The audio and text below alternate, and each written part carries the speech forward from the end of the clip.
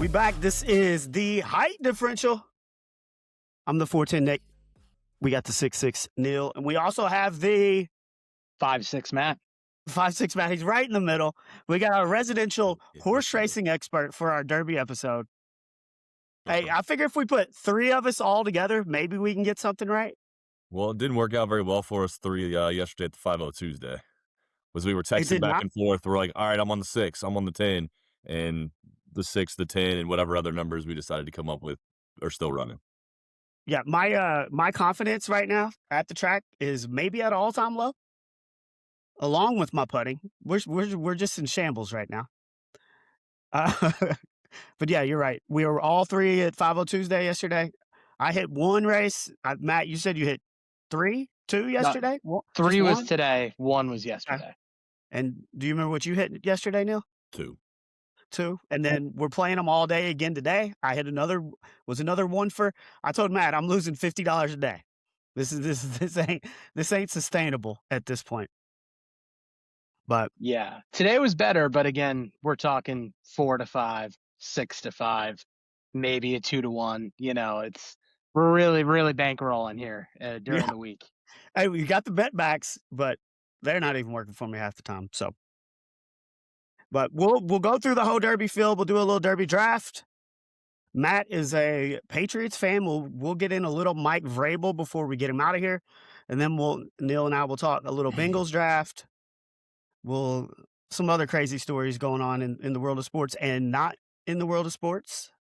But before we get started, if you're catching this later, make sure you're subscribed to the Height Differential, however you listen to pods. If you like it, rate and leave a review. It helps more people find the show. And follow us on @Height Differential on all social platforms. It's hard to believe that it's tomorrow, or it's almost May, and the Derby is already on Saturday. It's kind of crazy. It's usually how the calendar works, Nick, when it's almost May. And it doesn't seem like it should already be Derby Day. Usually how this works every year. I'll give him credit. It's not going to be Derby-like temperatures this weekend. It's going to be chilly. It's going to be chilly. In the 50s? 6. Yeah. No. Did it get down in the 50s? I think the high, all right, 62. You got 62 for Oaks Day. And then your high for Derby Day is 60 on the nose. If there's a little sunshine peeking through, I think fans will be all right. Well, it wasn't very warm yesterday, but our high, like the temperature wasn't very, very high yesterday, but it got warm in the sun. It did get warm. It got warm. So, all right, we're going to go through the field. We'll go now through 21, as we did get a scratch today, and the Great White gets in. But I guess we'll just start with who was the favorite and then drew the rail. What's y'all's opinions on Renegade, trained by Todd Pletcher, ridden by Irad? He was off at 4 to 1. He's 5 to 1. He's now 5 to 1 this afternoon. Yeah. I've got him up. He is currently the favorite at 5 to 1. Yeah, tough break being the favorite coming from the rail. When the dreaded first post position that hasn't produced a winner since 1986. I mean, is it a big deal? Yes. Can they overcome it? Absolutely. They've got one of the best jockeys in the game in Irad Ortiz and 2-time Derby winning trainer Todd Pletcher. So if anybody's going to be able to overcome being in the rail, it's going to be those two guys. It's funny that Neil actually brings up Irad, because Irad is one of my negatives with Renegade. Did you know Irad has never finished in the money in his 9 Derby starts? Which is wild, because he is one of the best. He's one of the best jockeys in the game, but he has never finished in the money at the Kentucky Derby. If you can think about that, that is crazy. So, but I think Renegade's probably the most talented horse. If you put them all up against each other, is probably the most talented horse, and his running style as a closer helps being at post 1. It's just how far can he get around? Is he going to be too far back? How far is the pace? But Irad is not necessarily a good thing, and might be some Twitter trolls, but there are some people talking about that Renegade might be a little hurt, a little hind leg injury potentially. Yeah, I mean, you just never know with that stuff, but I mean, somebody else is probably going to scratch out of this race before Saturday, and Mm. they talk about the Puma potentially having an injury too. We'll get into him a little bit later. Another thing with Irad, I think, which is a positive for Renegade, is he chose Renegade over Commandment, over Further Ado, and You over did. Full Effort. You sure did. So, I mean, when you got the top jockey picking this horse over four really horses, I think could be contenders. I think that's a pretty big positive. We talked about the rail. The rail's now different now that they've changed the gate after COVID. They're not as smashed up against it as they used to be. And then Matt, you mentioned it. I think his running style doesn't. It's going to be not as disadvantageous as it could be for other people or other horses because he doesn't want to get out front. So he's going to be chilling there in the back, trying to make a run late. And Irad's decision will be, do I want to try to stay on the rail and make the run, or do I go really wide and try to make the run that way? Um, so we said we're gonna do win contender, super try contender, or no chance toss. Where are you all on Renegade? Put him in that win contender category, I think. And obviously, he's a favorite for a reason. So put him in that win contender. I would concur. He is my final horse in my win contender bracket. The here's I like we said that the rail doesn't matter as much, but I still think it's a negative. And he's probably going to be the favorite, or he's going to be close. So, and I don't necessarily love closers in the Derby. I think everything's got to go right for it to work. I am not putting him in no chance toss, but I've got Renegade more in my second tier for tri supers. Then we get to the horse in the 2-hole Albus, trained by Riley Mott in his first Derby. Manny Franco's aboard. Your all's thoughts on Albus? I mean, he's coming off the Wood Memorial. He came from 8th to win the Wood, but his final time wasn't exactly impressive. He was pretty slow in that race, 1 minute, 51 seconds. Like you said, it's Riley Mott's first Derby as a trainer. Manuel Franco's 0-6 in the Derby. I mean, the jockey, Jaime Torres, that rode him in the Wood isn't even going to ride him. I mean, he's riding incredible. New jockey, inexperienced trainer, slower horse. I mean, he won. He said he won the Wood, but not very impressive. I'm throwing him out. Yeah, I'm also throwing him out, or in whatever our farthest category is. The only thing you need to take from the Wood Memorial was that the Philly, whatever their Phillies race is, their Oaks equivalent, the final time in the Oaks race was faster than the Wood Memorial. So the girls ran faster than the boys in that one. So I don't know that's going to help our boy Albus here in the for Saturday in May. Well, and I think his speed figures he's as slow as anybody in this race. And since 2004, there have been 58 horses that have run in the Derby that have had at least one prep race in New York. And of those 58, only one has finished in the top three. What's the So, one? Revolutionary in 2013. Yeah, this is a pure no chance toss on Albus.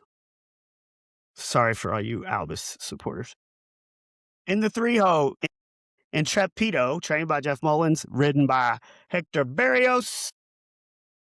What y'all got?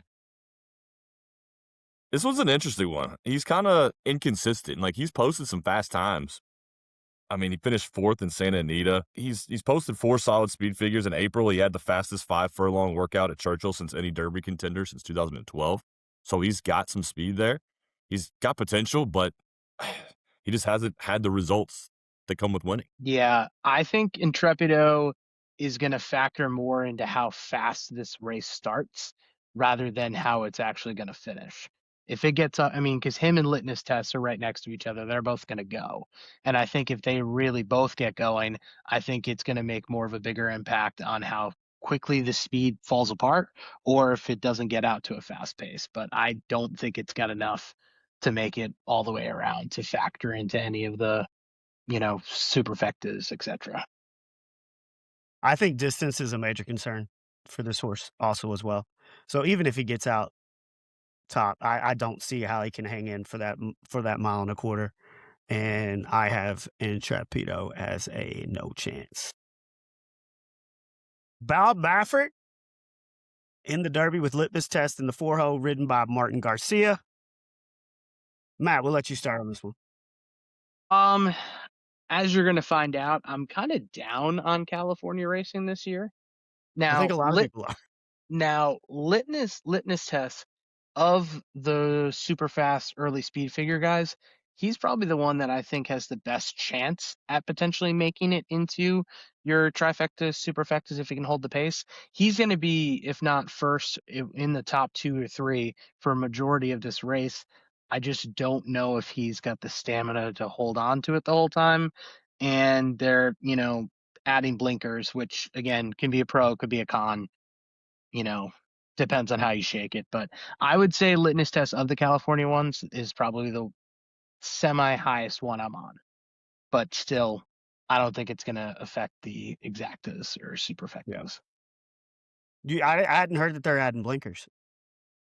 According to Twin Spires, it says may improve with blinkers added today. So this might have been a today news dump as of Wednesday at whatever time we're recording this. Normally, I would say equipment changes leading up to into the Derby. Not a good sign. Not a good sign. Yeah, I'm throwing him in the no chance category. I mean, he finished 7th in the Arkansas Derby. He's lost 5 of his last 6 since winning his debut. Just, we're talking equipment changes 3 days before the Derby. Get him out. I mean, the only positive he is the offspring of Kentucky Derby winner Nyquist. So he does have a decent pedigree, but no, this horse has no chance. He's out. I mean, and he's coming off the Los Alamitos Futurity, so it's not like he's coming off one of the bigger races. You talked about California.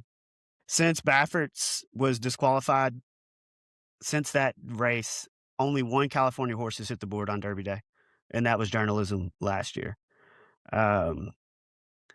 He could get out front, but I just don't see him being a factor at the end. Just like you guys, I went no chance with litmus test. Into the 5-0, right to party. Kenny McPeak back in the Derby. Chris Elliott aboard. Finished second to Albus in the Wood. What y'all got? I mean, I didn't like Albus because of how it finished in this Wood, and it finished farther behind Albus in the Wood. So everything that I said about the Wood translates to this horse as well. I'm throwing it out. Yeah, I love Kenny McPeak as a trainer, but this horse is duty. Like I mean, we talked about how bad the Wood was, and like you said, he came in second in the Wood to Albus. He's never raced anywhere outside of Aqueduct. He's also a closing horse, which we talked about. It's not, they don't really ever win the Derby very often. Like you said, it has to be a perfect thing, and this horse has no chance. He's out. No Speed figures are not good. He's never won a stake race. One of the cool things is that Chris Elliott, 19-year-old first-time Derby jockey, pretty cool. But I don't think they'll be celebrating it afterwards. They're not going to be put the roses on. Look, Kenny McPeak he's proven that he can do it with longer shots. Did it with Mystic Dan a couple years ago. This horse does not have the talent that Mystic Dan did. We get to the 6-0 Commandment, trained one of Brad Cox's 3 horses, ridden by Luis Saez. He has won 4 of his 5 starts. Neil, your thoughts on Commandment? Yeah, when I looked earlier, he was the co-4th choice at 7-1, so decent odds. Coming off the win at the Florida Derby. One issue is Luis Saez has never ridden him. This is his first mount as the jockey on that horse.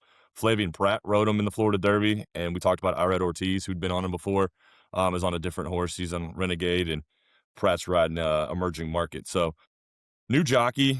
Saez is 0-12 in the Derby. Brad Cox, 1-12 is the trainer. And the Derby is only win with Mandaloon. I like him. I put him in my win contenders category because he is coming off that, like you said, that Florida Derby, which is the big prep race, and beating other contenders like the Puma and Chief Wallaby. So he's beaten quality competition in these prep races. So there's no reason to doubt him. I'll put him in that win contender category. I would agree. I think of the if you want to call it the big 3 of your favorites or co-favorites, Commandment has done exactly what you've asked it of this year. 3 of 3 this year, and has competed in the Florida prep races, which I would argue is probably the toughest of all the prep races I that would we've agree with had. that. Yes. So he's beaten Chief Wallaby, he's beaten the Puma. So I mean, if you're talking about, I think Commandment of your higher end horses has the lowest floor. I think he's been very consistent in all of his works. So you have a good idea of what you're going to get with him. The only negative, in my opinion, is what you brought up. Irad chose to not mount him. Mm-hmm. He was a jockey before, chose not to go with him. I don't know if there's anything reading between the lines there, but Did they that would give be my. Did they give Flavian Pratt the option to ride him, and Yeah. did he turn it down too? Yeah. Yeah. That's interesting. It's interesting. Yeah. So that would be my only negative is two of the best jockeys in the world actively chose not to ride him after they've won on him in stakes races. So And look, Irad and Flavian both ride for Brad Cox quite a bit. Right. And then Flavian picks Emerging Market, he's riding for Chad Brown. I think that is a negative, but there's a lot of positives here too. You talked about winning the Florida Derby. Florida Derby has produced 7 of the last 20 winners, 20 Derby winners. He mirrored Sovereignty's exact path from last year. It's just Luis Saez has not had a ton of success in the Derby. Fourth is his best ever finish, but I just the consistency of this horse makes me put him in my win contenders category, and he's competing for my top pick. Danon Berman, the Japanese horse, What was did you just actually call him? Danon Bourbon. Bourbon. Okay. Yeah. I don't think you said bourbon. I don't know what word I came think out it of was your mouth. I think it was a burnin'. Yeah, I think there was I more don't know what bourbon word than came bourbon. out of your mouth, but it Well, was I not think good. I was looking at the trainer and the jockey, so, like already seeing if I'm going to pronounce those correctly or Yeah, don't incorrectly, even try though. I wouldn't Just even and go it say there. might have screwed Just up leave my those bourbon. alone. Leave those alone. you can find the jockey name and the trainer name on twinspires.com. Right. I do not have a pronunciation guide here, so we're going to leave that alone. Japanese horse, but Kentucky bred with Churchill bloodlines. Could this be the first Japanese horse to win the Derby? I mean, he's undefeated. He's undefeated in his life. He's 3 for 3, and he's won all 3 of his races by combined over 18 lengths. I did read it interesting. He's never run on a left-handed track. He's been running right his whole life. So he might get confused when the gates open on Saturday, but hopefully he runs the right direction. But I kind of like this horse. He's not quite in my win contenders category, but I've got him in the second tier in my try super picks. I think this horse is quality. I think he's very quality. There's Japanese horses they're 0 for 20 in like the last 20 since 2000, or 0 for, I mean, they're 0 for a lot, 0 for 20, I think. We Since keep getting 2000. closer, though. They are getting closer. Yeah, there was who was it last year that came in the top 4, wasn't it? Was it Luxor Cafe? No, Somebody Forever like Young? Forever Young? Forever Young. Yes. Forever Yeah. Young. So they are getting closer. I don't think this is the horse that's going to break through, but I've got him in some super and try picks. Yeah, Forever Young is probably my benchmark of how close can a Japanese horse get, and I don't think Danon Bourbon is up to Forever Young's category. And my biggest thing is obviously we can't read into too much of the Japanese races, but of his 3 races, he gets the perfect trip every time, doesn't get challenged, he just goes, which means he could be a really good horse, or he just hasn't been challenged. And when you're going up against 160,000 fans and 19 other horses, probably not a good time to be pressed for the first time. So I'm out on Danon Bourbon. Yeah, and you're right. Like, we just don't know that much about his competition, and like they don't have speed figures for him. Like they try to put them together, like the equivalent of what they would be, but how true to form are those numbers? Like, we had so much hype with Forever Young last year. I just don't feel like we had that same hype with Danon Bourbon. Him going left for the first time, I think, is a huge issue. I think being in a gate with 19 other horses is a huge issue. He's from Maxfield, who wasn't really a distance runner. Only ran a mile and a quarter once and finished third as a short price favorite in that race. So I don't know if he can go the distance. I mean, he's going to be less than 20 to 1, I think. And at that point, he's a toss for me. I mean, right now he's 14-1, and I know that they said that don't look into the market too much until you hit Friday, but the fact that it's getting bet down to 14-1 right now is a little concerning. If he gets And out at that front, number, I really don't want anything to do with it, to if be he honest gets with you. out front, he's a front runner. If he can get out front Mm. and get in front of these horses and just run, I think he's got a chance. But if he gets out front, is he gonna go the wrong way? I mean, I hope not. The, I the think he's fact that been he's training. never I think he's trained enough to go left in the last couple of weeks that maybe he's got to figure it out by now. But if he can get out front, I think he can. He could potentially pull an upset. So we get so happy, trained by Mark Glatt, ridden by the almost 60-year-old Mike Smith. Mike Glatt, this is his first ever Derby. As a trainer, just lost his wife really recently. So there's going to be a lot of people betting on him because of that story, because pulling on the heartstrings. Just a really tragic story. Y'all's thoughts on So Happy? Go ahead, Neil. I mean, he's as of this afternoon, he was the fourth choice at 7-1, same odds as Commandment. I don't think he's nearly quite as good as Commandment. What did he do? He won the Santa Anita Derby as an upset pick at 7-1. Like you mentioned, it's Mike Smith on the mount, who's 2 for 28 in Derby. He does have wins with Giacomo and Justify, so he's a seasoned jockey, which is a plus. For like you said, first Derby for Mike Glatt or Mark Glatt. I don't know. I'm not sold on this horse. I've got him in my toss category, even at 7-1. I just don't think he's the quality of some of Well, these others. I think that 7-1 makes you put him in the toss category. Yeah, I feel for Mark for what he went through, but I'm happy that he finally has his Derby horse. I am also out on the horse, and it's the one that I'm completely avoiding. So if you're asking me what's the one horse that can screw up everything that I'm planning on Saturday, it's So Happy. So I hope Mark Glatt has a wonderful time. I just hope So Happy goes nowhere near the top 4. I would agree Well, with that. but I do look at this horse. He's won 3 of 4. Mm-hmm. His speed figures are not that bad.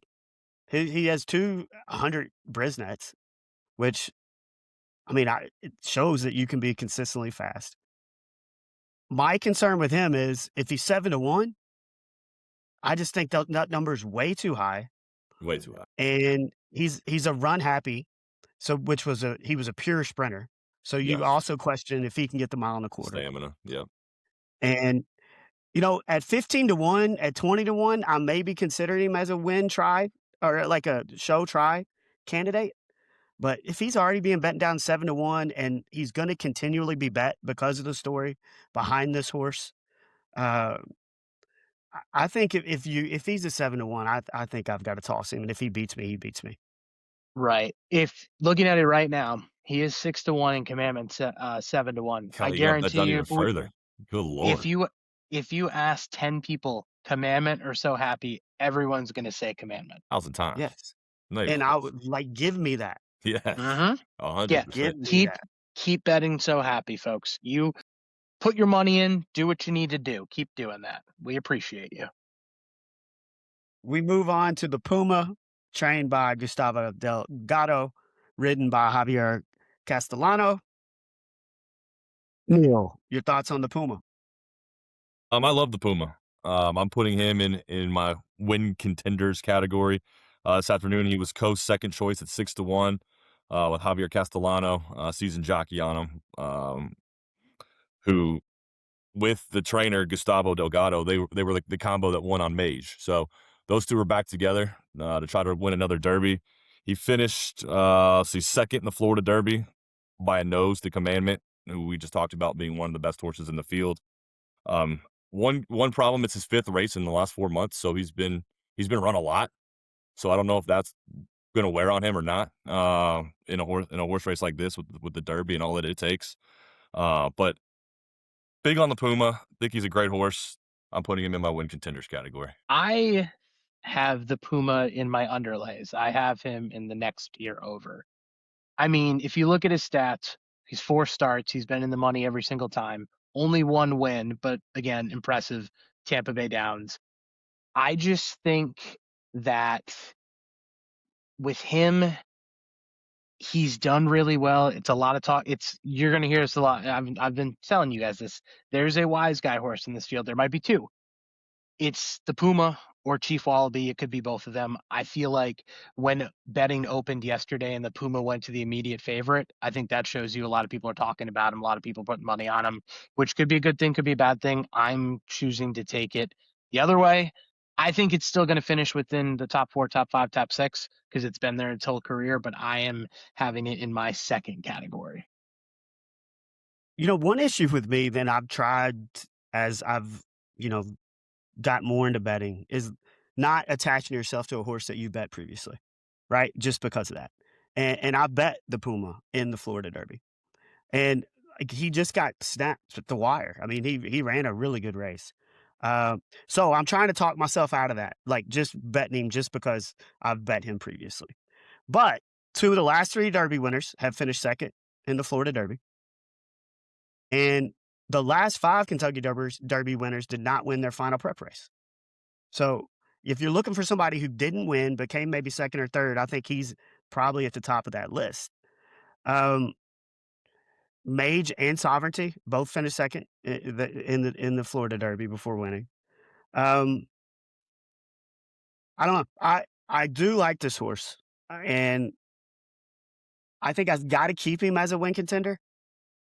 And I'm just wondering if it's because I'm being loyal to him or do I really like him? If that He makes is sense. first in my second tier. He's like the top of my second tier category. There'll be some plays that I have where I have him in the win, but I am trending him to be in that place show category. And Neil talked about how he's raced, 4 times since January? He's one of the few horses that didn't race as a 2-year-old. So, still relatively new to racing because he didn't race as a 2-year-old. We move on to I'm also not gonna pronounce this trainer or this, jockey. You can find him on Wonder Dean. twinspires.com. Wonder Dean. Matt, what do you have? Same thing I said about Denon Bourbon. This is probably the less talented of the two, so my thoughts are the same. I'm tossing Wonder Dean out. Hopefully he enjoyed his trip to the States.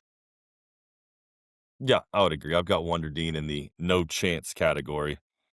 He did win the UAE Derby, but that doesn't really mean much since the UAE Derby winners are 0 for 21 since 2000. So, as Matt said, enjoy the States. He's been here since April 1st, so he's been here a while to get accustomed to Churchill. But no, he's the lesser of the 2 Japanese horses. No chance. No chance. Yeah, 0 for 20, and the only one to crack the superfecta is Forever Young. So, not only have they not won, but they have not finished in the money very often. It's a clear no chance for me. Just pretty simple. Incredible Raleigh Mott's second horse, ridden by Jaime Torres. Of the 2 Raleigh Motts, do you think this is the better horse than Albus? I do, but do y'all think he has a chance? I am higher than most on Incredible. I think that I know that the Virginia Derby wasn't the best field in the world. I get that. Don't get me wrong. But it looked really impressive, really kind of pushed in, ran away with it. I really liked what I saw there. And he is 2 for 2 at Churchill. There are only a couple of horses that have actually won at Churchill. He's the only horse that won 2 races at Churchill, so he's comfortable with the track. Now, are those races with 160,000 people in the stands? No. But at least he's comfortable, familiar with it. You're going to get a really good price on him right now. He's 37 to 1. I think I locked him in at 25 to 1 at one of the future wagers back in April. I think of this is my longer shot that I will play in the ends of the bottoms of your superfectas, trifectas, and I've got a little stake to win. What are the odds now? I saw him at 37 to 1 earlier today. Is that still 37 to 1 right now? So you can say I got a bad deal on the 25 to 1, but it'll work itself out. I'm not sold on him. I've got him not in my worst. He's not in the no chance category, but he's in the toss category for me. I know he did win the Virginia Derby, but I mean, what's the field of the Virginia Derby? Like just looking at who came in that, and there's no Derby horses in that one. Prior to that, he lost by 25 lengths in the Holy Bull. He is 2 for 2 at Churchill. as Matt mentioned, and he did win the Street Scent Stakes, which is the race that Sovereignty won the year before he won the Derby. So he does have that going for him, the familiarity and the winning at Churchill. But when you lose by 25 lengths and right before you win the Virginia Derby, that's an alarm for me. Plus, he's coming off a 7-week layoff, so he hasn't raced in a long time, probably longer than anybody in the field. So he's got to get a ramp back up. I don't see it. I've got him in the toss category.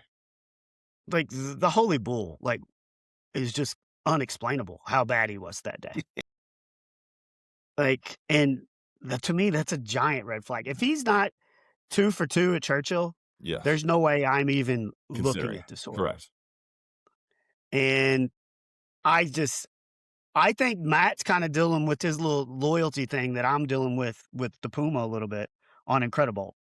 But I can't get over the Holy Bull.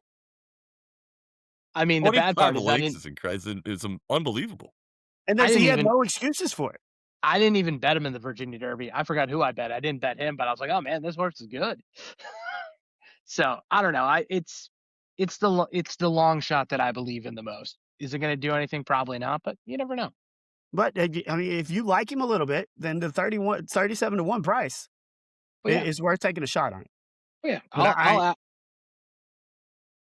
I'm tossing him. We move on to Chief Wallaby. You got Bill Mott and Junior Alvarado trying to win back-to-back derbies. It's only happened once, I think, in the history of the Derby where a jockey trainer combo has won in back-to-back years. Neil, your thoughts on Chief Wallaby? When I looked earlier, he's at 13-1. I love that absolute value right there because I have him as one of my final win. Probably is the final horse that we talked about in my win contenders category. Like, I know he finished third in the Florida Derby behind the Puma and Commandment, and he finished second to Commandment in the Fountain of Youth as well. So he has not overcome some of these other top horses yet. But Bill Mott talked about in the Florida Derby how he thought his horse lost focus. He is also going with blinders. And in his workouts, they seem to have affected him in a positive way. He's running some good workouts with these blinders on. Maybe that's what he needs to get over that hump. We'll see. But at 13-1, absolute value. Book it. Put him in the win category. I could not agree more. If we can get Chief Wallaby in double-digit odds at post time at 7 o'clock on Saturday, that'll be fantastic. I think I will get with the negatives first. Has not won a stakes race, as Neil mentioned, lost Fountain of Youth, lost the Florida Derby. The positive about the Florida Derby is I think he had the worst route, worst race of the three of them. He really had to battle, got stuck inside, had to come out, and still finished third in a really slower pace race. So I think that was positive. And adding the blinkers, because if you watch the end of, I think it was the end of the Fountain Youth, he's kind of looking off, and it might have been the reason why Commandment got him. So hopefully the blinkers will help. And like Neil said, the value. I mean, if you're going to even if you get him 8-9-1, I think it's got the same amount of potential as Commandment and Renegade. So he is in my winner category as well. So there's 2 red flags with this horse that knock him down for me.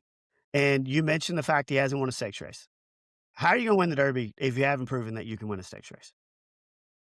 And did Rich Strike win a stakes race? Do what? Yeah, he won he finished only no horse. Like, what were the numbers that I saw? Rich Strike didn't win the Ruby, right? I don't think Rich Strike won anything. He might have, but I mean, that horse was. There's no way Rich Strike won a stakes race. Hell no.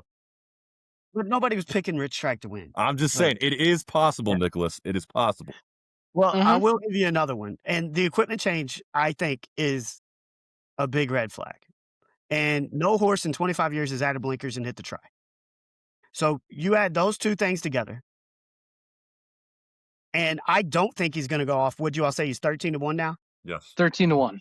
I think he's going to go off to closer to what he was in the opening line, around that 8-1 number. Still a good number. But you have to toss some horses that a lot of people are going to pick to win. And you're tossing them. I just look at, yep. Oh, yikes. No wonder you've only won one race in 2 days. Well, I'm not very good at this, but dude, I just think those two things stand out. Okay. But what if the blinders help? Well, it's an unknown, and like you don't see this happening very often. Where you get equipment changes going to the Derby, and to me, you're trying to find something. The fact that he hasn't won a stakes race previously, I just don't see the Derby being his first stakes win. Yeah, well, to be fair, it's only race 4 for him. He did not get raced as a 2-year-old, so you can take that on the positive end, you can take that on the negative end. He's lightly raced, but he seems to be getting better each and every time he's out there. So that's how I'm going to take it with him. But again, that could be a negative, not winning a stakes race, not really getting raced much. Yeah. Solid tactic scratched earlier today. Then we move in to Bob Baffert's second horse, Potente, ridden by Juan Hernandez. Matt, your thoughts on Potente? Um, I'm tossing him, but I wouldn't be surprised if he gets slot 4. He can finish 4th. It's got speed. Baffert's probably going to send him.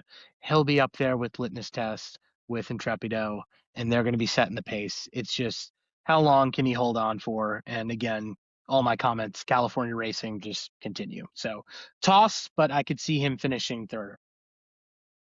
Yeah, he's in my toss category as well. He might be worth a long shot sprinkle on there if you want to throw a little money at him. And the odds I saw this afternoon were 28-1. As Matt mentioned, he's a speed pace setter, so he's going to get out there and he's just going to try to run and run fast. He probably will run out of gas. He got really weak late pace figures, but he probably will run out of gas. But in case he doesn't, it's worth maybe a $2 bet on him, just to see if maybe he doesn't. Maybe he finds that extra gear late and somehow miraculously wins the thing. But I mean, he did win the San Felipe Stakes. He has beaten So Happy in the past, and then So Happy came and got him back again in the Santa Anita Derby as Potente reigned second. He's in the toss category, but he's worth maybe a sprinkle of some money on him. Look at are we really just gonna ignore both of Baffert's horses? Yes. Yeah, this year, yeah. I mean, I'm not totally ignoring Potente. Not ignoring him. As I said, he's at 28-1. He's probably worth a $2 to $5 bet just in case. If you did a head to head of Baffert's two horses, would you pick Potente? Yes, over Litmus Test? absolutely. Yeah. I mean, I just have a hard time ignoring both of Baffert's horses with his just what he does. And if you're going to get this horse, like you said, around 30-1, it could be worth including in a try or a super. Mm-hmm. I mean, he's finished first or second in every race. Like you said, I know this is only his 4th race in his career, but he's finished first or second, and it was a heavy favorite in the Santa Anita. So people were expecting him to win that race. Obviously, it didn't happen. I'm putting him in my try super contenders. Now we're on to a horse that's only raced twice. Emerging Market, trained by Chad Brown, driven by Flavien Prat. Neil, your thoughts on Emerging Market? I mean, he's got really good speed numbers. He won the Louisiana Derby. He beat Pavlovian and Golden Tempo, 2 other Derby horses in that race. But like you said, he's only made 2 starts. Only one other horse has won the Derby with just 2 starts, and that came back in 1883 with Leonidas, I think was the horse's name. Yeah, I mean, Chad Brown, the trainer's looking for his first Derby. He's 0-9. And then Flavien Prat, who decided to not ride Commandment, and chose this horse for unknown reasons, but maybe he's just got some confidence in Emerging Market. But I don't know. For me, Emerging Market, I've got him in my toss category because there's a lot of unknowns, but he's just he's an unknown. He's just an unknown horse to me with only the 2 starts. So for me, he's out, but I would not be surprised if he does make it into the Tri Super category at the end. So I've got Emerging in my other winners in the Tri Superfecta Exacta spot for one reason and one reason only. And thanks to the Bear from College Game Day, had a tweet earlier this week. Flavien Prat has had 16 mounts in Triple Crown races. Only once has he finished worse than 4th. and that was with the second Triple Crown mount, Solomini. His 16 mounts have resulted in 2 wins, 2 seconds, 7 thirds, and 4 fourths. So I mean, again, that doesn't mean the horse is going to win, but Flavien chose him for a reason, and I'm including him on tickets because I don't want that be the reason why these tickets don't come home. Yeah, I think the fact that Flavien chose this horse over Commandment, I can't ignore him. And, like, we're 2 starts in. This horse could end up being maybe the best horse in the field at some point, but can he win on Saturday? Neil talked about no 3-year-old has won the Derby with his third start since 1883. Only 6 have tried since 1937. And TO Passwords finished 5th. That was the best result in 2024. I think I have to include this horse strictly because of Flavien, because of the numbers he's put up in his 2 races. He's undefeated. Is it a little concerning that his third race is going to be the Derby where he's in a gate with 19 other horses? Yeah, of course. But I've got to put this horse in. I'm thinking I've got him in my Tri Super, but he's close to a win candidate for me. All right. We move on to Pavlovian, Doug O'Neill, and Edwin Maldonado. Matt, where you got on Pavlovian? I've got him in the no chance. I know some people have talked about maybe he can get up in there. I'm not seeing it. With a 20 horse field, you got to knock some horses off before you start figuring out what you want. And Pavlovian did not make it through that cut. So I am pass, throw out, whatever you want to call. Yeah, I've got him in the no chance as well at 52-1. He finished second in Louisiana Derby too, that emerging market that we just talked about. I mean, unlike emerging market who's only made 2 starts, this horse is one of the more experienced with 10 starts already. So he's a seasoned veteran, I guess you could say. He's switched up his styles. He used to be slow running out of the gate, and then now they put blinders on him, and he's kind of a front runner, if you will. So he gets out quick, but no, there's no chance with this one. This guy's sorry to cut you off, Nick. This guy's the 9-year-old tight end from Miami in college athletics. That's this guy. He's on his 9th year of playing college football. Basically. No, it's like the fact that you've got emerging market with 2 and him with 10, and they're right next to each other is just, I mean, it's just such a big gap. Like, it's crazy. O'Neill and has won the Derby twice with I'll Have Another and Nyquist. I don't know if he can get the distance. I think it's such a big jump in class for this horse. It's a toss for me. We move on to 6 speed. Brian Hernandez aboard. Matt, what you got? 6 speed, he's going to get up. He's going to be one of those horses that's going to be out front, but you can probably forget him after the 6th furlong because he's just not going to be able to compete. Again, jump in class, international horse that just doesn't have the pedigree. So he is a cannot win for me. Yeah, no chance for this one either. He finished second in the UAE Derby to Wonder Dean, and we talked about how Wonder Dean has no chance. So if you're coming behind a horse that we've already said has no chance, you also have no chance. He hasn't won a race over a mile, so I don't see him winning a race that's a mile and a quarter. Yeah, no chance for this one. Yeah, I mean, the only chance is if the pace just completely collapses and he's able to just go unchallenged. But that is not going to happen, and he is a no chance. We move on to Brad Cox's second horse, Further Ado, ridden by John Velasquez. Neil, what you got? Yeah, as of this afternoon, the odds were 6-1, which makes him the co-second choice. Won the Bluegrass Stakes by 11 lengths, so an absolute dominant win down the road at Keeneland. He did win a Grade 2 race at Churchill last fall, so he has won on this track before. One red flag, as we mentioned, Irad Ortiz. He's ridden Further Ado in all 3 of his wins, but has chosen to not keep that up, and he went to Renegade. So obviously the confidence with Irad there is not quite what it is with Renegade. He does have a pretty good jockey that took over, though. John Velasquez, who's won 3 derbies already. I've got him in my try super picks because I think he's a really good horse. I just think he's one level below the Renegade, Commandments, Pumas of the world. So Ado is my least favorite of my top 6, the best way to put it.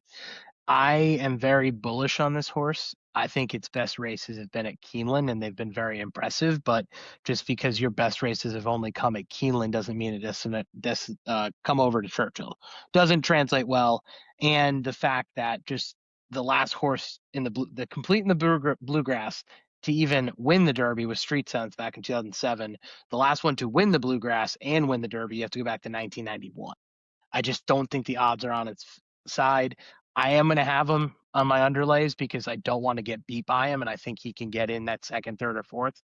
I am just choosing to think that he is not going to win, but I could see him winning. I'm just choosing him not to.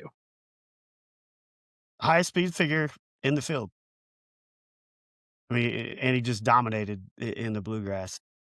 You do wonder, like, how much does him loving Keeneland? Like, is he really a horse for course? Because like, I don't know. Like, it's a dirt course. It's what's an hour away. Like, does it really make that big a difference? I don't know. Like, the bluegrass has not had a winner since '91, but they're finishing in the try quite a bit recently. Good Magic was second, Essential Quality was third, Zandon was third, Sierra Leone was second. So they have been competitive recently. Irad passing is a concern for me, but like you said, you're still getting John Velasquez, who has proven that he can win this race. I got this horse as a win candidate. I mean, it's just I have a hard time not putting the highest speed fig in the field as one of my top win. I don't love him at 6-1 though. If he was in like the Chief Wallaby number in that 10 to 13, that'd be great. Yes. I just think if you're in that number, you're 6, 7 to 1. I'm personally choosing Renegade over him. I'm choosing Commandment over him. I'm even probably choosing the Puma over him. Yes. Okay. And here's another thing too. He's a gun runner, and those horses have not really been at their best at Derby, but have been really good post Derby, like with Taiba and Sierra Leone and Cyberknife. You know, they've had a lot of success afterwards, but none of them have won the Derby. If like you did a 1v1 versus Renegade, I'm taking Further Ado over Renegade with the one rail, with him being a closer. I like Further Ado better than Renegade. We move on to Golden Tempo, Sherry DeVoe, Jose Ortiz. Matt, your thoughts? I mean, coming in third at both of his stakes, the last 2 stakes races at the fairgrounds, and the fairgrounds don't have the best crop of talent. So I am no chance on Golden Tempo. I'm not putting him in the no chance category. I think he's a deep closer. So you always have that horse in the Derby that just comes out of nowhere and somehow gets up for third or fourth. I think he has that potential. He's got no chance at winning, but I think he could come, like I said, like off the screen and like, oh, holy hell, how did this horse get fourth? You know, he's got that kind of potential. As you said, he finished third in Louisiana Derby, but behind 2 other Derby horses in Emerging Market and Pavlovian. He's, like you said, never run anywhere other than the fairgrounds. He does have the familiarity of Jose Ortiz, who's the only jockey to ever ride him, unlike some of these other horses that are switching around like it's, like it's a game of poker. So he does have that. He's sired by a 2-time Horse of the Year in Curlin, so he's got some good bloodlines in him. No chance of winning, but I would not be surprised if we look up at the end result and it's like he's fourth. Curlin has never won the Derby as a sire. But yeah, he needs pace. Not gonna get it. Like I could see where I agree with you, Neil. I think he could potentially finish in the try, but I'm tossing. 48-1. It's a good. Yeah. It's a good one to have. Yeah, I mean, if he does finish in the try. I could see a bet where you can include him like third and fourth if in your try or your super. I think I'll put him in the box. Which makes some sense. Put him I could see in the that. box. You might have talked me into changing that one. Full effort Brad Cox's third horse, ridden by Tyler Gaffalione. Neil, what you got here?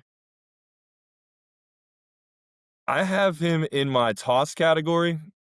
I'm not giving him no chance. I've got him in my toss category. He's 19-1 this afternoon. He might be worth about a $2 to $5 bet just in case. He won the Jeff Ruby Stakes. However, he's never raced on actual dirt. So this will be the first time he's ever done that.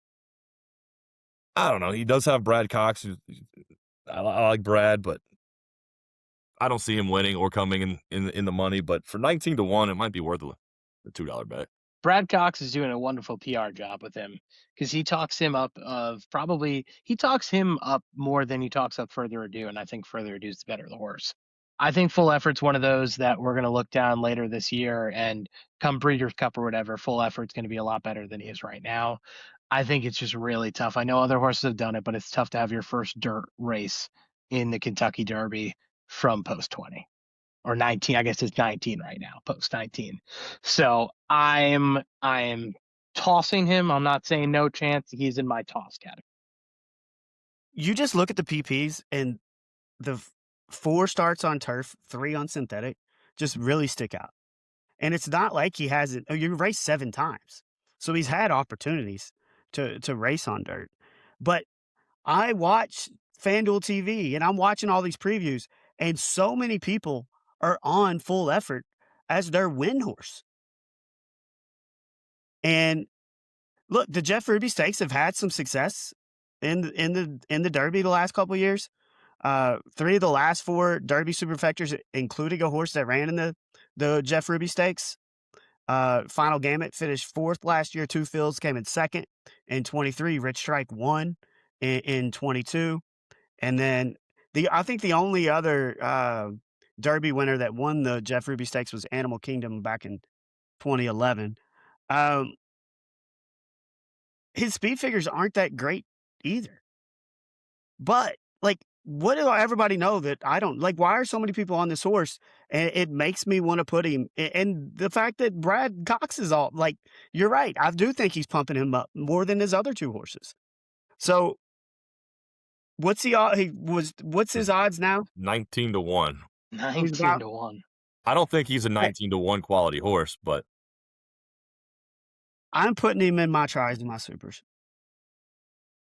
Yeah. And then getting in after the scratch is Great White, trained by John Ennis, ridden by Alice Ashard. Matt, what do you got on? This is the biggest horse in the field. yeah, he's a monster. Giant. Yeah. Giant horse. That's probably all I got on him. I bet on him at Keeneland. Did not win with him at Keeneland, but very a visually impressive horse. But he is in my no chance. I mean, he's got to be. I think he's got to be in everybody's no chance category. I mean, it's gonna like the only chance he has is like that Rich Strike type of luck that just lightning in a bottle for one race and somehow it all comes together for him. I mean, he's a monster horse. He's over 1,300 pounds. He lost to Further Ado by 22 lengths in the Bluegrass. I mean, if you're doing that, I don't know how you're going to win the Kentucky Derby. So put him in that no chance. I think Johnny Ennis is just happy to have a horse in the Derby. And that's about it. I mean, he faded badly in the Bluegrass. And I think this could be the longest shot on the board. I mean, obviously, you're getting in after a scratch. You're going to be close to that. This is no chance. We don't need to go into it too much. I mean, nobody even talked about Rich Strike wasn't even mentioned on most of these shows before the Derby, and then he goes and wins the thing. But all right, let's do a little draft. We'll each pick 3 horses. We'll do Snake. We'll go Matt, Neil, me. So, Matt, you get the honors. Who's your first pick? I'm taking Commandment. I'm going the low floor. All right. My first pick is going to be my actual Derby pick that I think is going to win it, and that's going to be the Puma. Give me the Puma. So, Commandment would have been my first pick. But give me Further Ado.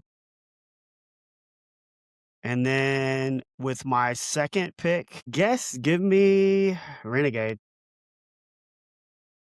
didn't sound too sure of that second pick there. Yeah, I'm not. I mean, the I favorite thought I was going to wasn't get going to go in the Commandment. first 5 picks, and we really don't know what we're doing. All right. So then my second pick, give me the Chief. Give me the Chief Wallaby. So Chief is actually my favorite to win, but I didn't think Chief was. I knew Commandment wasn't going to make it around. I was hoping Chief might. So my second pick, I am going to go with. I will trust Flavian. I'll take Emerging Market. Okay, and you get another one. I get one more. I am going to go with. I'm going to take my guy, Incredibolt. Let's ride. All right, Neil, you got one more. Let me get the Kentucky horse that runs backwards. Give me Denon Bourbon. Hopefully he runs the right way and can get me some money. But I'm going Denon Bourbon with my last pick. All right, and I'll close it out.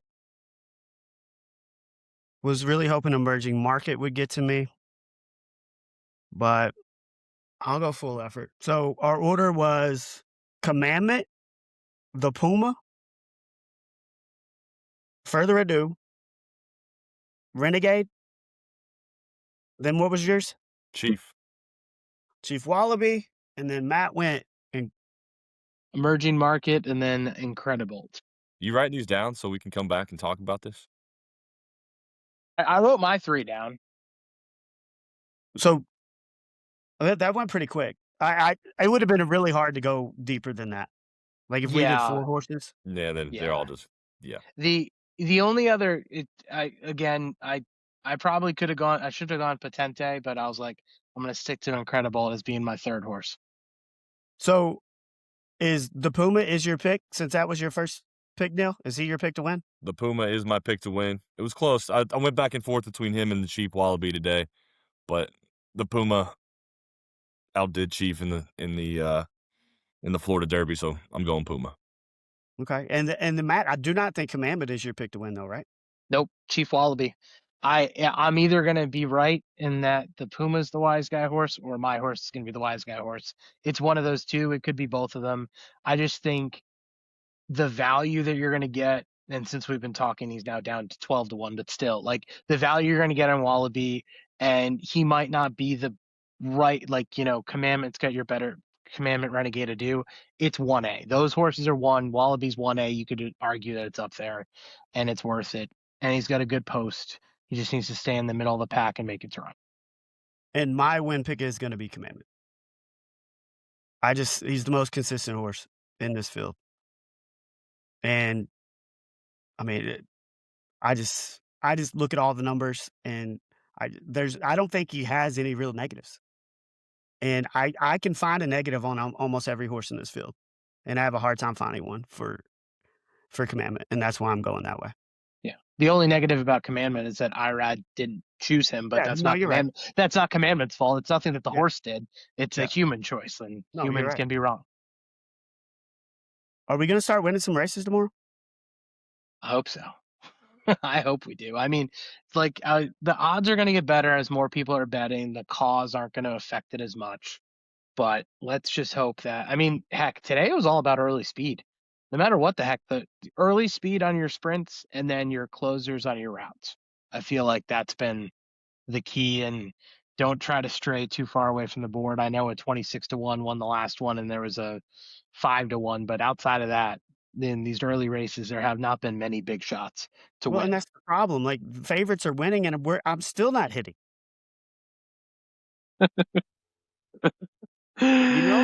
And like the problem with favorite, even if you're hitting it, you got to hit them so consistently, I think, to make a profit. I know. It just makes if you hit a longer shot, you can go 1 for 4. If you're hitting favorites, you have to go like 3 for 4, or at least 2 for 4. And you're breaking even and that's the tough part is like, oh, you got a horse that's 9-5, goes into the gate, and then all of a sudden, it starts, it's blacked out, and then all of a sudden he's 4-5, and you're like, well, what the heck happened? Yeah. No, and it's the CAWs, man. It's cause. Like there was the one race you were talking about today, he went off at 2-1, then was 7-5, and by the time he was finishing, he was 4-5. Like, and it's just so frustrating. Like, you actually hit one, and then you're like, well, I just made $8. Yep. on a Woohoo! $10 bet. But before we get you out of here, Mhm. you are a Patriots fan, Yeah.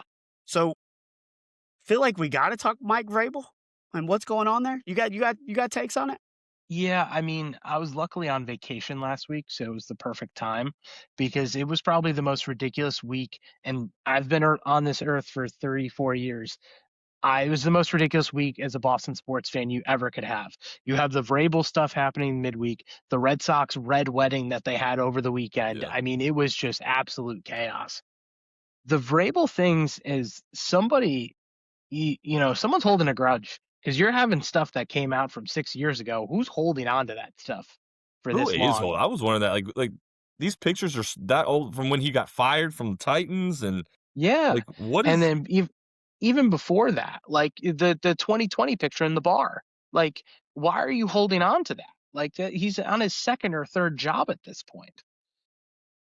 My hot takes are my top choice for whoever hired this PI or had all this stuff was Rossini's husband. My second choice is Bill I was just Belichick saying because Bill Belichick screams he Bill is so Belichick to me. spiteful. He It is so screams Bill spiteful. Belichick. Patriots are good again. Oh, release the pictures. I mean, there almost has to be some kind of PI there to get these pictures, Oh, right? yeah, there is. I Yeah. think one was hired to get the stuff in Sedona. I think that's how it kind of But all if it's broke. Rossini's husband and these pictures have been around for 6 years, now are we coming out with it? Like you just wait till Vrabel became successful again just to try to tear him down? I think the most ridiculous part of it all is just the breadcrumbs that were left all over the place, and it's like, oh my god. Like again, maybe they were on purpose, maybe they weren't. You just didn't know. But I'm like, Well, now we there's got just the stuff conspiracy everywhere. theory out there that Rossini's son might be Yeah. Vrabel's kid. After the tweet When that she did she said, name him Mike she named or him Michael? Michael and then tweeted, looking at my 4-year-old son and thinking about all the great players and coaches in the NFL named Michael. Like, What? She was like, clearly thinking of Michael Orr from The Blind Side. Come on, Neil. Yeah, Michael Irvin. Yeah, sure. Whew. well, she's lost her job, right? Yes. Yeah, yeah. And She, then I believe she resigned. he sat out the third day of the draft. Wasn't he supposed to go to counseling, but then somebody spotted him buying a gift for his wife in Salt Lake City or something? Something Maybe the counseling was That's in how they know Utah. it's for his wife. going on. I don't know. Yeah, it's that was crazy. I guess. I mean, I hope he gets whatever he needs figured out. Obviously not a good look on the personal side, but luckily, hopefully it doesn't affect him from the professional side. And if something, I hate to say it, if something like this is going to happen, right now is probably a better time than in, training camp, during the season playoff run, etc. But yeah, I mean, those is are that going to be the only is not really suspension, but him missing the third day of the draft? Is that going to be the only punishment that he gets for this? Yeah, I mean, I think day one of the draft, they asked Goodell if this falls under like the personal conduct thing or whatever the league covers. And he said that it's an internal team matter. It doesn't rise to that level. So he's not going to get any punishment from the NFL. Whether the Patriots decide to do something, I don't know. I Well, mean, he's Kraft's boy. so And luckily his owners dabbled in a little something in his time, in the last couple of years. So doubtful Luckily, that anything comes out of that. yeah, I it's just kind of messed up. She loses his job and he doesn't get any punishment at all. Yeah, it's tough. It's a tough double standard, but unfortunately, for what their roles are, it's of the one that's going to lose the job, it's going to be the person in the reporter role. Yeah. No, you're right. It's just the whole thing is just, and you're right, a completely wild week in Boston sports. I But mean, yeah, and then the the Red Red Sox should fire everybody. my two things about the Red Sox before I go. The one, somebody said it was a tweet. The Red Sox problems are if when you it's like shitting your pants but changing your shirt. Right. It's not gonna change anything. The roster management's so bad. They have a talent issue. They have no power. They're bad. Their hitters are terrible. And Craig Breslow was the one that put the team together. Alex Cora didn't do it. Now, could have Alex Cora magnified it and not really helped out as much? Maybe, but I just couldn't get over. Did you guys see the name of the limo company that pick the coaches up from. So there was a Boston beat reporter that was outside the hotel because this happened in Baltimore. It was Saturday of a 3-game series. They played at noon. They won 17-1. The game got moved up from 4 to noon. They win. The players are out having dinner, and the ownership group goes, tells them, and they hire a limo service, and it's a limo service called Coaches for Hire LLC. And no, it is not AI. It is not fake. That is exactly what the limo company was called. Nice. So, Well, any chance they hire Alex Corey again here in 2 years, like they did before? I don't think the Red Sox will. I'm kind of surprised he didn't. The Red Sox. I mean, I thought he was going to get hired by the Phillies or the Mets. And the Phillies apparently offered him the job, and he said no. Now, if the Mets come calling in a couple of months, maybe he'll take that. He's the perfect coach for if you have a loaded roster and you just got professionals and you just go out there and play. He's perfect for that. I don't think he wants to teach guys and bring people up and kind of learn them the game of baseball. I think he's past that point of his career. Braves and the Reds are off to a good start, so Neil and I are happy. Reds got housed tonight, though. It's all right. 162. There are a lot of games. Yep. Braves beat Scooball tonight. Ooh. Best record in baseball. Crochet went on the IL, so someone tweeted out, "Thank you, Red Sox Nation. Season's over." Season's done. Crochet's on the IL. See you later. Well, Matt, we thanks for coming on and talking the Derby with us. We needed somebody else to come on here that could add a little bit. Maybe with 3 brains, maybe we can get something right. Hey, man, I'm happy to be. Am I the first official guest of Height Differential? We had Carl on like episode 2. It did not go well. He couldn't figure out his technology. He couldn't figure out his technology. His wife said he was being too loud, even though he was talking. You could barely hear him. It was a whole ordeal. That's the only other person we've had on, isn't it? All right. Well, it was a blast. Can't wait to fire up the text chain tomorrow to hopefully get some winners on Thurby. And let's just keep this momentum going, hopefully into Saturday, and get some winners. And then maybe you can come on next week and we'll actually talk the race. Yeah, love it. Thanks for having me, guys. Yeah, we could have. Matt. We've got a couple more Triple Crown races down the pipe. We'll get Matt back on here.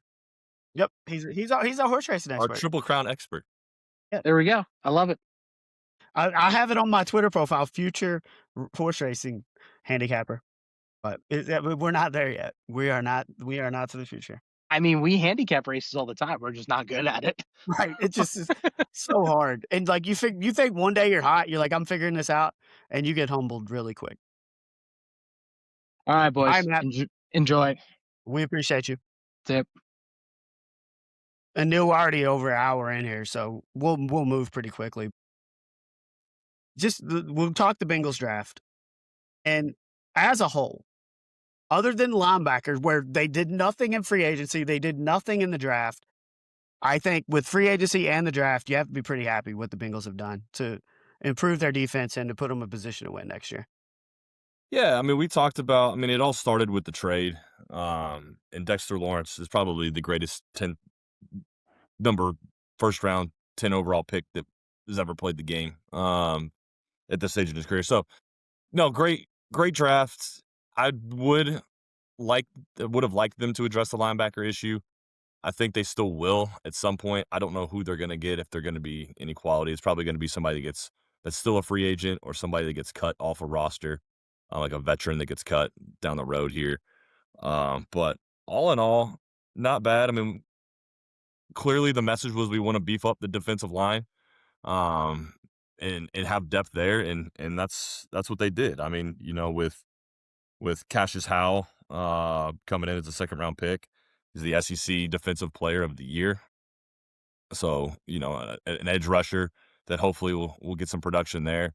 And then, you go to Cario Davis at corner out of Washington in the 3rd round. Secondary was kind of an issue in the last couple seasons with the Bengals. So, spending a draft pick there in the 3rd round should help. But all in all, not bad. Not bad. No, and Cassius Howell can move to outside linebacker at times, so he could help them but he's not going to play linebacker all the time. Like his job No. is going to be to rush the quarterback Yes. in passing situations. Takario Davis, dude, 6'4" as a corner. Like he's going to be Long. one of the Yeah. longer Long. corners in the league. I think they made some really good picks with getting those two centers. Uh, Brian Parker played all three positions at Duke, so he could potentially be a swing tackle, play some guard, play some center. But I think I'd like to see them go get somebody like Bobby Wagner, who's a veteran, who's available, Yeah. who is still productive. You need some leadership You in need a that veteran. room. You need to get a veteran in there. A guy like you said, like Bobby Wagner, I think would be perfect. That can get in there and teach these young guys. I mean, he's one of the best linebackers to ever do it. He's won Super Bowls. Like he knows the game, and he can probably teach these young guys a thing or two on how to play the position and get them better.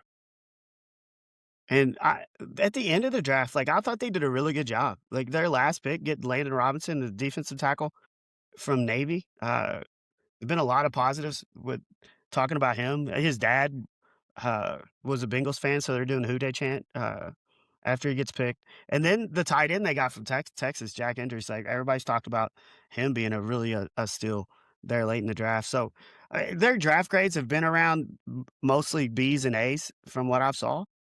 And with all the additions they made in free agency, you hope that these picks pan out. And I mean, you're looking like the franchise just looks like they're in such a better spot than they've been the last couple of years. And now it's up to Zach Taylor and the staff and the players to go get it done, because the front office, other than linebacker, has done everything they said they would do. And if they have one of the best defensive lines in the league, that does improve your linebackers. Makes the job easier on them. They just need to have a 15th ranked defense in the NFL and win games when they score 30 points. You can't lose games when you score 30 points. Yeah. Eh, I mean, hopefully. Jacob Rodriguez was there for the taking, and that's who I really wanted in the second round. It would fit the need at linebacker. But the more and more you read about Cassius Howell, the more I seem to like him. I mean, I just didn't think we needed to go back-to-back drafts with our first pick being a defensive end, but when you're talking, look, we got to get to the passer, right? then why did That's you what draft wins games. Shamar Stewart last?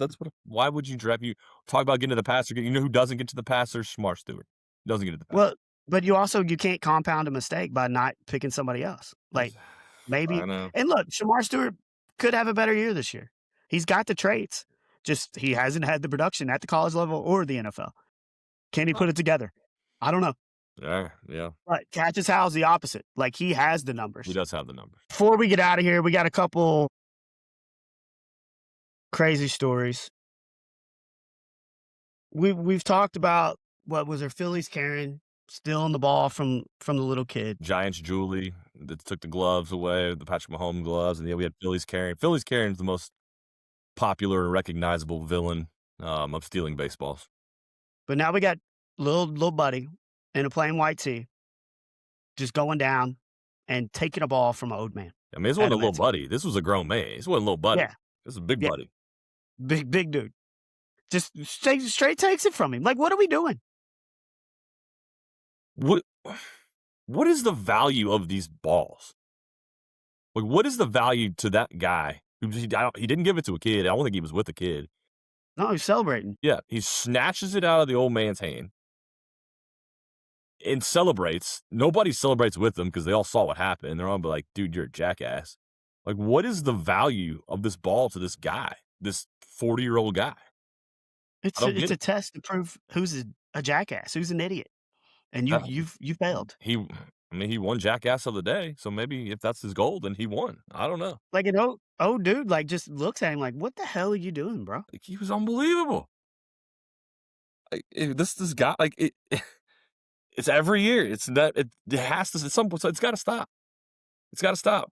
Whoever gets the ball, and hopefully they give it to a kid that's under the age of 18, because that's who really deserves the ball. Because those are the kind of those where the value lies in a home run ball or a foul ball. Is it's valuable to a kid because it's a memory. It's a lifelong memory that they're gonna have. To a 40-year-old man, a foul ball off the bat of John Rodriguez or whoever. I don't even know. Like, what is it? It has zero value. Zero value. Dude, it's not even a home run ball. Like, Foul at least ball. Phillies Caram's a home run ball. Like a TJ Friedel foul ball. $0 value. Yes. Yes. Like, What's he gonna do? Go home and take it to work, put it on his desk, and be like, "Hey, look, guys, I got a foul ball." no, this Try to is the impress his ball I office straight took from coworkers. an 80-year-old man. Was he trying to show off in front of a lady or something? Like, I don't know. Well, that's the opposite. It's not what you should do. That's the opposite. I mean, that's worse than feeding a But they girl quit. week-old salsaritas. Like, even if he gave it to a kid, like, you still don't just take a ball from an old man to give it to a kid. No, you don't do that. You Like, don't take a ball from anybody. yeah, Anybody. like, quit this. Gotta quit. And then we got a dude in California that buys $34,000 worth of Legos over time, takes them home, opens them up, takes the Legos out, puts dry pasta, like, I don't know what kind of noodles he's using, but makes it feel like there's Legos back in it, seals it back up, and then takes it to Target, gets his money back. And he did this over 70 occasions and returned over $34,000 worth of Legos. It's actually kind of genius. Like, Well, it's a genius if you stop at maybe $5,000 and doing this 10 times. yeah. Like, you're going to get caught He once did get a you're. little greedy. He did get a little greedy.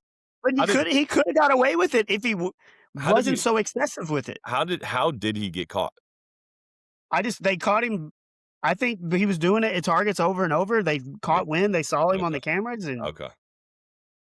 I mean, it's pretty genius, to be honest with you. Like, I'm guessing, did he complete the setup of the Legos? Like, did he buy a pirate ship and complete it and put the pasta in there and take it back? Like, did he make a castle or something out of these things? Like, does he have like a whole Lego land at his house that he's just got all these sculptures laying around? But it's kind maybe of his genius, whole to be house honest with made you. out of But Lego. yeah, you're right. He got a little too greedy here. Got a little too greedy. Like, at what number could he have got away with this? I think once you hit double digits, you got to stop, right? I think once you hit the 10 grand, I think that's enough, Or sir. at least, like, you see that this is working, and then you're like, all right, let's go hit another state. Did he do it multiple states, or was it just all the same area? I think it was mostly in California. Like in the same region? Because then that would be really Yeah. stupid. Yeah, like Yeah.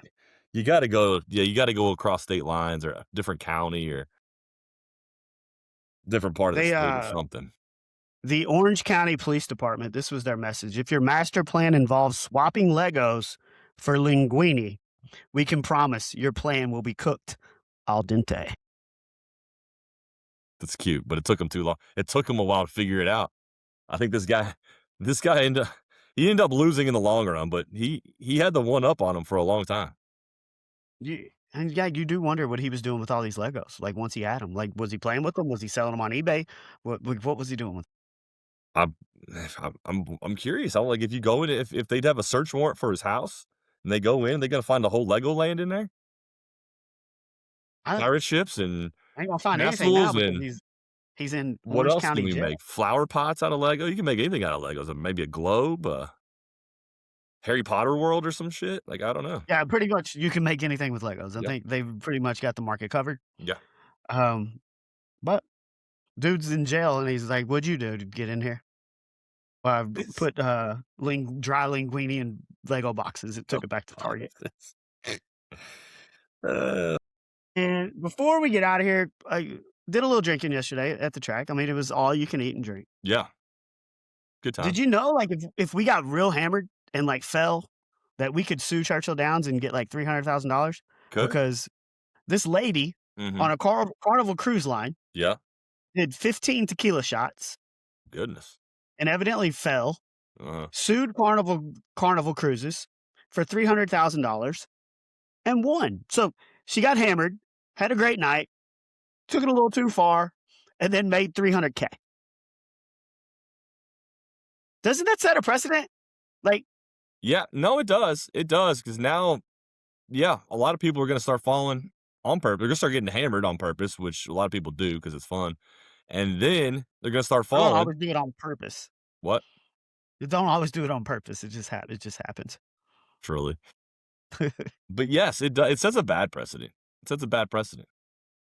Like, I guarantee you somebody fell yesterday at the track I can because they think had of had too many mint juleps. I can think of one Luckily, person. it wasn't any of our group, but I guarantee you somebody fell.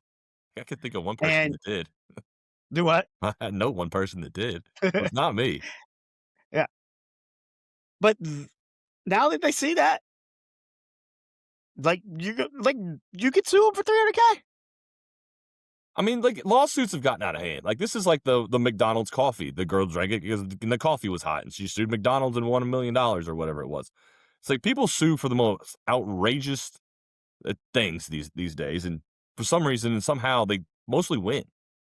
Like, people that do stupid things get paid money just because they sue, and they think it's somebody else's fault. Like, 13 tequila shots is excessive. 15. 15 is excessive, and if she went to the same bartender over and over and over, then yeah, it might be that bartender's fault. You shouldn't be serving somebody 15 tequila shots. It's But if she's over-serving, going, I there's mean, no doubt. the cruise ship's big. There's probably multiple bars in this cruise ship.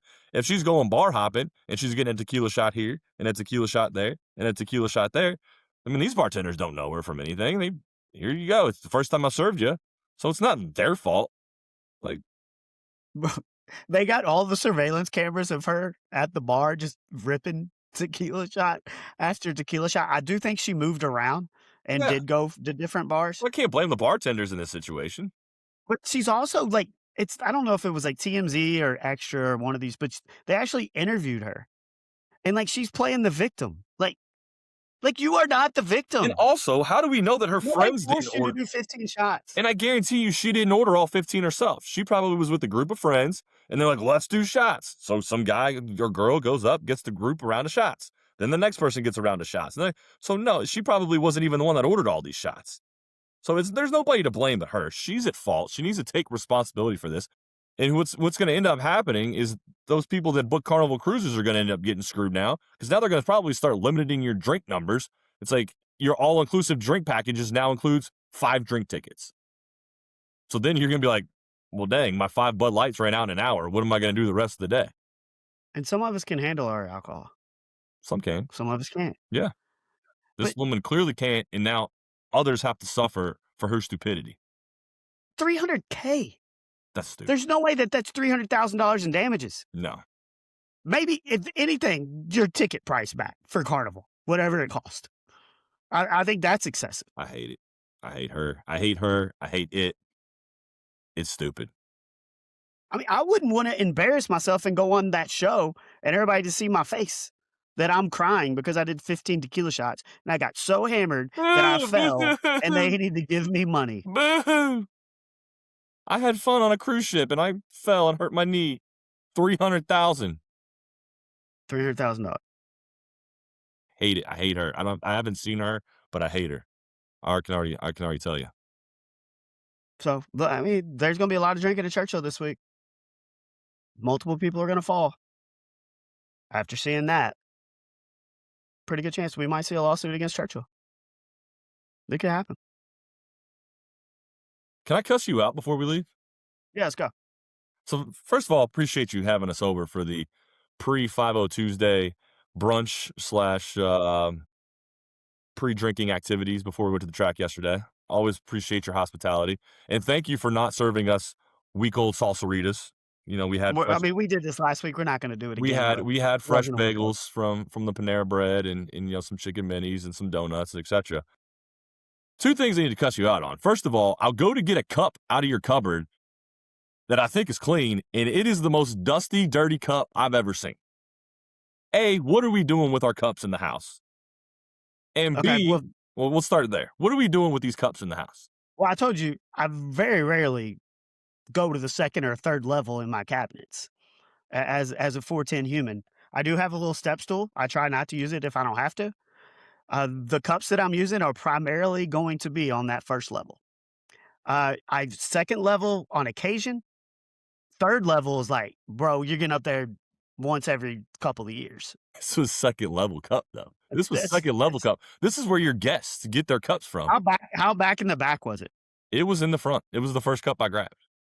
Okay, we'll get it clean. Okay, we'll get it clean. That.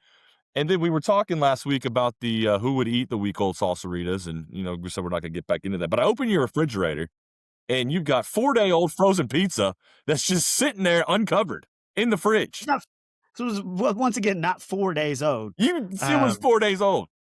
I made it on Sunday, and Today's it was Wednesday, so 2 days. Sunday, Monday, Tuesday. Is it there today? Yeah, I wasn't in the 4 pizza days. mood today. Yeah. So you got I wasn't in 4-day-old pizza pizza, mood and today. not only do you have 4-day-old frozen pizza, not just like Mhm. takeout Domino's pizza. I can understand maybe a 4-day-old Domino's pizza, but frozen DiGiorno pizza or whatever, Red Baron pizza. Red Baron. I appreciate a good Red Baron pizza. You don't even have it covered. It's just sitting there bare out in the fridge. So, I mean, it's on a plate. It's not just sitting there on the shelf. It's on a plate. My God, we gotta get your eating habits under control here.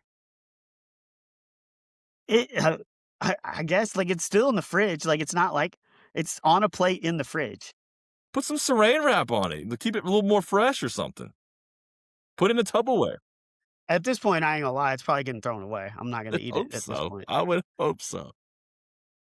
Yeah, and your fridge was bare. Only thing in your fridge, probiotic soda and 4-day-old Mainly frozen drinks, pizza. some cheese. Right. Yeah. We gotta get to the grocery store, my guy. There were apples. There's apples in there. Okay. There's apple a day keeps the doctor away. Like we talk about what's in Juice's lunch pail, we're gonna start playing what's in Nick's fridge. Da da da da da da. What's in Juice's lunch pail? That's one thing we got to do. We got to start doing the jingles on the show. We do have. We need a jingle Category. for what would Joe do. We do not have a what would Joe do this week. We do have a catalog. You going to track one more day this week? We'll be there Friday. Yep, Friday for Oaks. I have not looked at the Oaks race yet to see who the favorites and all that are. Been studying on the Derby, but we'll dive into the Oaks here probably tomorrow or early Friday. Yeah, it was kind of sexist on our part to only talk Derby, not get into Oaks, but we talked Derby for a good hour. I gotta admit, I'm a little surprised that your Derby horse is not the Puma. Since you're a big Puma guy, you got the Puma hat on today. You're Ricky Fowler. Ricky Fowler's #1 fan. Well, not only is this a Puma hat, it's a Derby Puma hat. And you're still not on the Puma. We got the little horses, the little mint juleps. Yeah, I like that. I see that. That's nice. But yet you're still not on the Puma. He'll be in my supers and my tries. The commandment, man. I get it. So, I don't know. We'll see who. I need to write down our picks. We'll see who does better. And then I got Jonah's birthday party on Derby Day. We're doing that again. Yeah, I'm glad you're going to make it to that to support your nephew since you didn't support him at the track meet that I was at yesterday. Saw your sister in Hartford and Jonah and Bellamy was running. Yeah, Bellamy was running. So where were they? We had the JCPS championships at Eastern High School. How'd everybody do? As a team, we finished. Tully girls, 2nd and 3rd grade girls, finished 5th out of 10th. Bennett won 1st place on the 4x400 relay, so she got a gold medal. Gold medal for that. Harper finished 11th in the 100-meter relay or 100-meter sprint, so she set a personal best time there and a personal best time in the 400, but did not medal. So we walked away with 1 gold medal, and overall team did pretty good. Glad to hear that. They're keeping you pretty busy right now. Had to leave the track early to get over there. Couldn't participate in post festivities. Post-track shenanigans are some of my favorite shenanigans. I mean, we went to Peaks and then we went to Hoops. It was a long day. Long day. It was long. Did you make it to work on time this morning? I did. Yeah, we were good. I work from home. I don't think anybody went in the office this week. Get a real job. It's Derby week, man. You don't work Derby week in this city. But excited for the races this week. Hopefully I'll turn the corner and start winning. Are you betting all the bet backs or are you only betting when you're there? I did not bet today. I might look at it tomorrow. Love the bet backs. $10 bet backs. Yeah, I mean, and if you're like if you're listening, you're not doing that. We're not sponsored by Twin Spires, but if your horse finishes second or third, you get your money back. It's one of the better deals in betting, and I still can't win any money. But just a reminder: subscribe to the Height Differential, however you listen to pods, rate it, and please leave a review. Whether you're listening on Amazon or iTunes or however you're listening. And then follow us on at Height Differential on all social platforms. Happy Derby week to everybody. Thanks to Matt for coming on. For the, how tall was he? 5'6", 5'7"? He was in the middle, 5'8", 7, 8. I don't know. I can't even remember what he said an hour and a half ago. But for the 5'6" to 5'8", Matt, for the 6'6", Neil, I'm the 4'10", Nick. Everybody enjoy Derby week. We will talk to you next week to wrap it up. We'll see you then. You. Give it to me. Should have talked about my eagle. Well, dude, that was pretty sick, bro. And like I said yesterday, I was more impressed with the putt almost than the shot. You can get lucky with that shot. A little bit, but The putt just to make that clutch. The putt wasn't super long.